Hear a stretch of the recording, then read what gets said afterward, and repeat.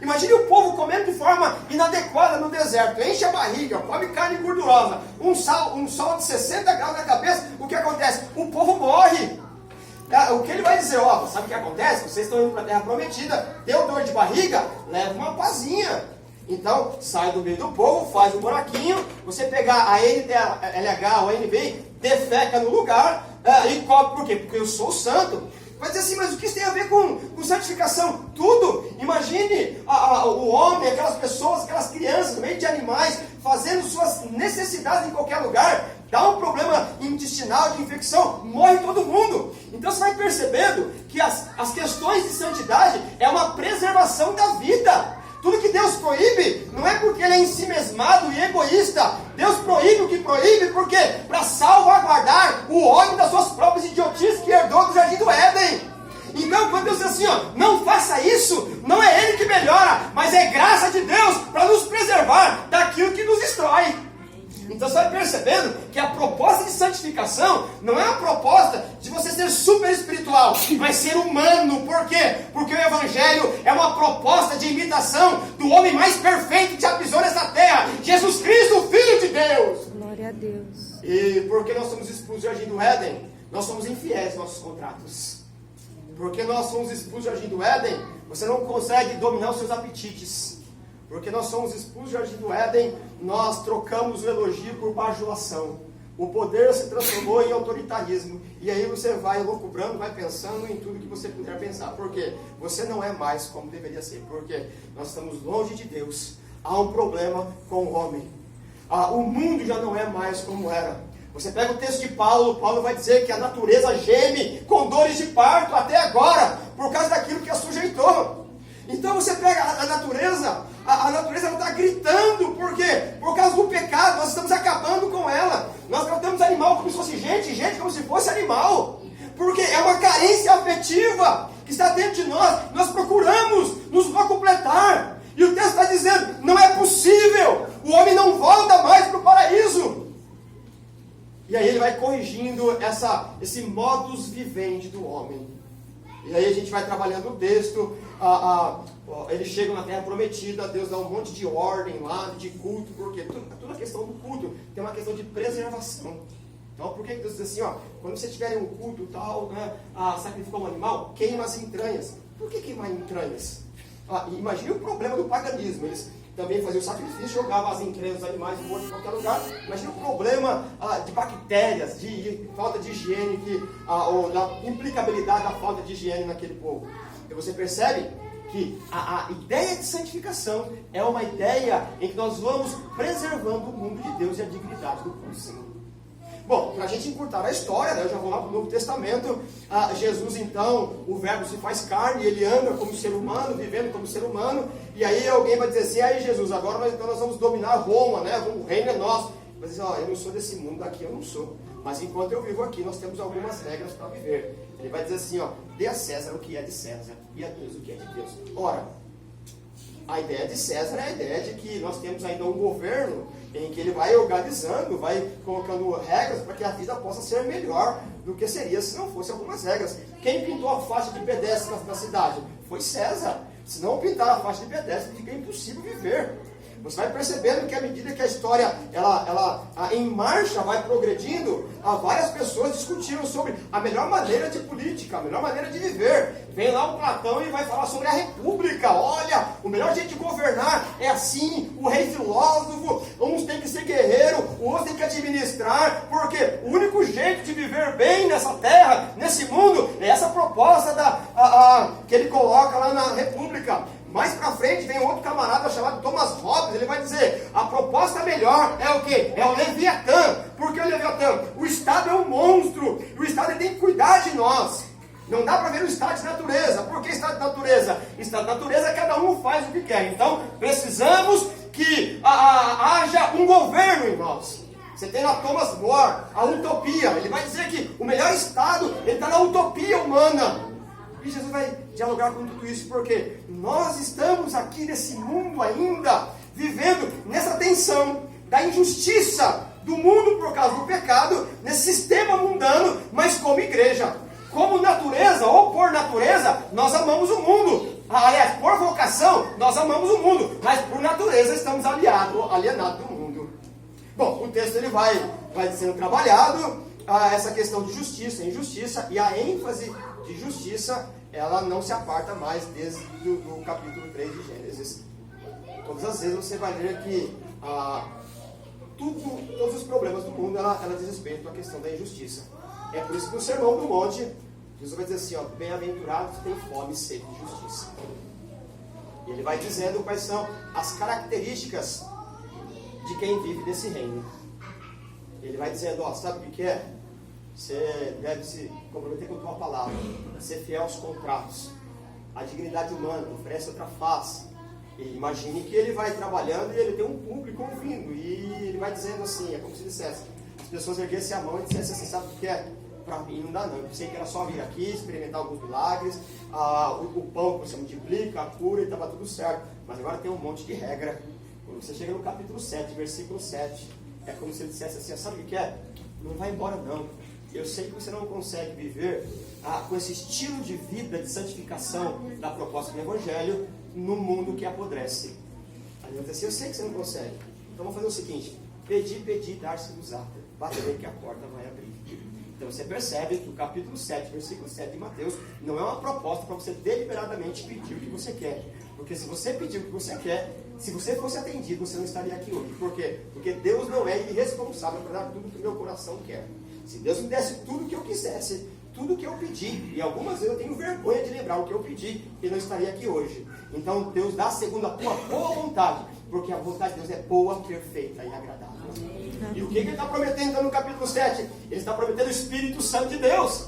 É só você ler o capítulo 7 ou o capítulo 6 de Lucas. Ele vai dizer assim, o pai não engana o filho, dando uma cobra, uma serpente, ao invés de peixe. O pai então não vai negar para você o Espírito Santo. Ou seja, é impossível viver uma vida se não for por meio do Espírito Santo de Deus. É mais ou menos assim, a vida do homem natural, quando ele age e erra, é ele mesmo que errou. Mas quando ele acerta, é o Espírito Santo acertando nele. Porque o homem naturalmente não tem condições de honrar a Deus. Porque a sua natureza é caída, depravada. A sua natureza ela é infiel aos contratos. Então você percebe que a proposta do Evangelho ela é sobrenatural. Aliás, ela é tão sobrenatural que a história do Evangelho ela é meio esquisita. Quer ver a história do Evangelho? Ela é mais ou menos assim, como eu já comecei contando, Deus fez lá um paraíso, e esse lugar, ele era tão diferente daquilo que a gente vive hoje, que os animais não eram vorazes, não comiam carne, o homem ele tinha capacidade plena do seu intelecto, da sua moral. O problema é que Deus falou, sabe que tem uma fruta aqui, você não come. Quando ele comeu, todos os problemas vieram daí. Bom, você já deve começar a achar estranho isso daí. Essa história não deve ser muito adequada. Porque na razão do homem, isso não pode se encaixar. Aí Deus vai dizer assim, sabe o que é? Porque vocês pecaram, eu vou mandar meu filho, e ele vai viver como vocês mesmos, como gente. Só que ele é Deus, tá bom? Ele não é metade homem, metade Deus. Ele vai falar que é Deus, né? Ele vai pregar, fazer os milagres aí, e vão crucificá-lo. E aí depois de 3 dias ele vai ressuscitar. A essa altura, você deveria estar rindo dessa história. Como é que você acredita uma história dessa? Mataram Jesus numa cruz. Você lê o capítulo 2 de 1 Coríntios, o capítulo 1 vai dizer assim, que essa mensagem é loucura para aqueles que se perdem, mas é o poder de Deus para aqueles que são salvos. Por quê? Você tem um conceito de Olimpíada ali em Corinto, né? Quem que eram os heróis gregos? Da Olimpíada, o camarada preparado para vencer na Olimpíada. O Paulo está dizendo, sabe o meu herói, meu Salvador? Ele morreu nu na cruz, sangrando e cuspiram nele. Por isso que ele vai dizer no capítulo 2, eu creio, a minha pregação é Jesus e esse crucificado. Mas essa mensagem não cabe na cabeça do homem natural. E aí, então, eu parei na história em que ele morreu crucificado. Mas a história não acaba ainda. Depois de 3 dias ele ressuscitou. Só que quando ele ressuscitou, ele tinha um corpo totalmente transformado. Essa altura você deve estar, que história maluca. Como é que eu acredito numa história dessa? E o corpo dele é tão diferente que ele atravessava a parede. Ele ficou 40 dias com seus discípulos, ele foi para o céu. E ele falou, sabe o que é? Eu vou voltar para levar vocês para morar comigo. E vou dar um corpo igual. Sabe o que é? Se você vem nesse lugar acreditando nisso, a culpa não é sua. Porque o homem natural não pode conceber isso. Se você acredita nisso, você é convencido pelo poder do Evangelho, pela graça de Deus, pelo poder do Espírito Santo. Glória a Deus. Porque o homem natural não pode conceber isso. Mas quando eu falo sobre isso, o coração daquele que nasceu de novo arde. Quando eu falo sobre o sacrifício de Jesus, você diz, ora vem, Senhor. Por que você diz isso? Por que você sente isso? Por que você busca a presença de Deus? O homem natural foge de Deus. O homem natural não quer Deus. O homem natural, ele deseja a autossalvação. O homem natural, ele não quer ser confrontado com a mensagem do Evangelho. E você vem aqui para ser confrontado, por quê? Porque o Evangelho é o poder de Deus que transforma o homem. É o poder de Deus que muda a capacidade do homem de pensar. Amém. E a gente vira essa dicotomia. E qual é a ufanação do homem sem Deus? Contar as suas peripécias de pecado.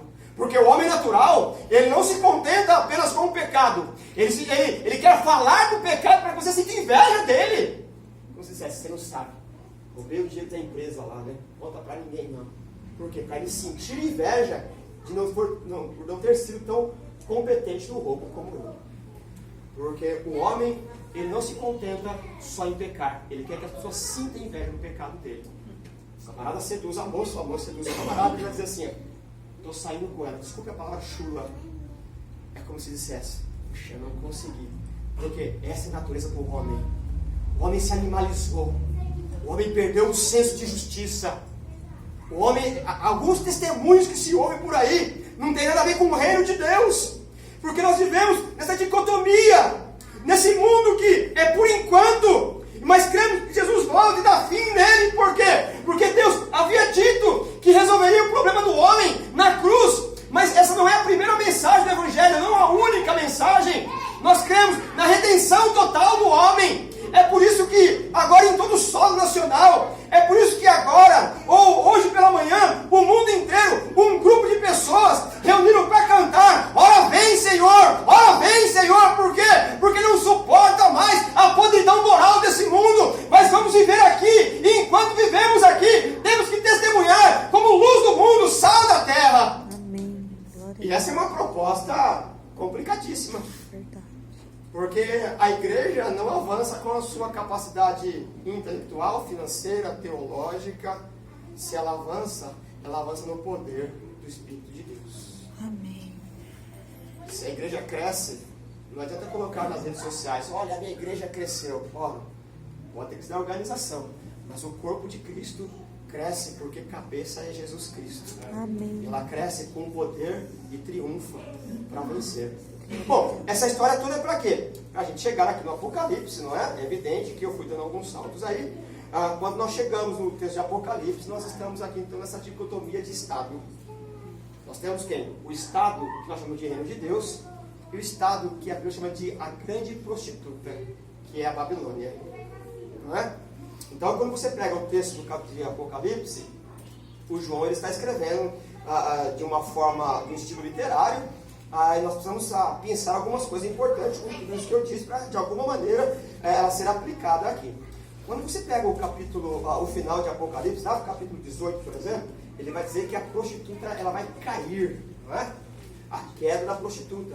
Então ele vai narrar qual é a característica dessa prostituta.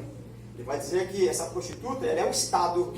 E as pessoas desse estado, elas negociam. Lá no capítulo 18, versículo 11, a seguir, ele vai dizer assim que tudo nesse estado, tudo nessa Babilônia, é como se fosse a prostituta. Ele coloca o modelo da prostituta. Eles aumentam o trigo, e a pessoa não tem dinheiro para comprar o trigo, morre de fome. O que é importante para esse capitalismo selvagem não é se você comeu ou não. O importante é que você tenha o quê? Alcança suas questões pecuniárias. Esse estado de prostituição, ele corrompe. O estado de prostituição é o favorzinho da carteirada. Esse estado de prostituição, você chega em casa hoje, liga lá no Fantástico, você vai perceber que aquele que você elegeu para defender as políticas públicas, ou para fazer política pública, ele desviou o dinheiro da aposentadoria do seu pai, da sua mãe ou do seu. É por isso que você tem uma vida pior do que deveria ter. É por isso que alguém roubou o dinheiro do leite das crianças. As pessoas mandam as crianças para a escola, tomam o quê? Leite misturado com água ou coisa pior. Porque esse Estado, ele não considera a humanidade, ele não considera a integridade do ser humano. Esse Estado, essa prostituta, essa Babilônia, o texto vai dizer que eles amam o quê? Eles amam o tesouro, o ouro, eles amam o quê? A questão pecuniária. E o texto vai dizer pra gente que eles vendem até almas humanas, escravizando. Então, essa é a leitura do mundo que nós vivemos. Essa é a leitura em que esse mundo, ele é opressor de tal forma que vai roubando a dignidade humana. Só que agora, nós temos o quê? A igreja que vive nesse mundo também. E essa dicotomia, a igreja, essa tensão, né? A igreja e a Babilônia.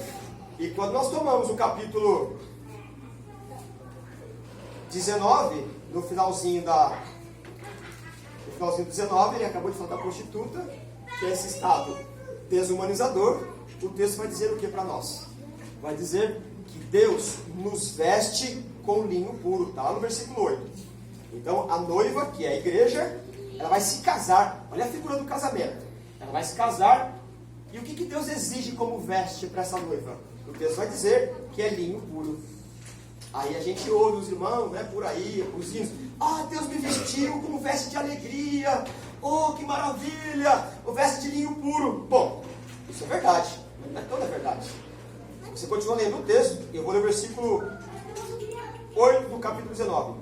Para vestir-se foi-lhe dado linho fino, brilhante e puro. O linho fino são os atos de justiça dos santos. Então, agora nós vamos no capítulo 21 para tentar fechar essa questão toda, como nós vivemos essa dicotomia como igreja, essa tensão, nesse mundo perverso.